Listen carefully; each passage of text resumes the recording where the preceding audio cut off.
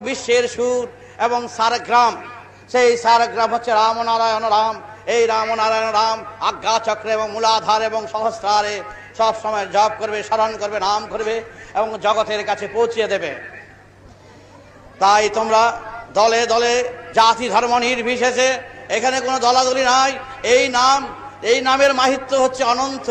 তার থেকে 25,000 গুণ সিঁড়ির নিচে যেই নাম বলে সাপের করি ছেড়ে দিল, সাপ নিয়ে আসে। উলুর মাটি ভরে বাটি জ্বালান দেয়, বাটি দৌড়তে শুরু করে। 25,000 গুণ নিচে, সিঁড়ি নিচে এই মন্ত্রগুলো। সাপে ভরা নগদর্পণ কে কোথায় আছে বলে দেবে, ঠিক মন্ত্র পড়ে, এবং বাটি চালান এইভাবে বলে দেবে।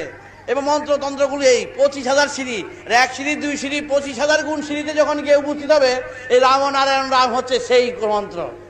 তো চিন্তা করে দেখো, 25,000 গুণ নিচের মন্ত্রগুলি কথা বলে ছ্যান ছ্যান করে। আর 25,000 গুণ সিঁড়ির সেই ত্রিশূল হাতে করে শিব নিজ হাতে লিখেছেন, ভাষী সম্পরভা রুদ্রবর ভাষী সমাম রামনারায়ণ ব্রহ্মা পিতা তরবার ও ভারী সমাম। এই মহামন্ত্র মহাসুর তোমরা সর্বত্র প্রচার করবে। এই ঢেবে ঢেবে সব দেখবা এক করে নিয়ে আসবে, এক সুরে বাঁধবে।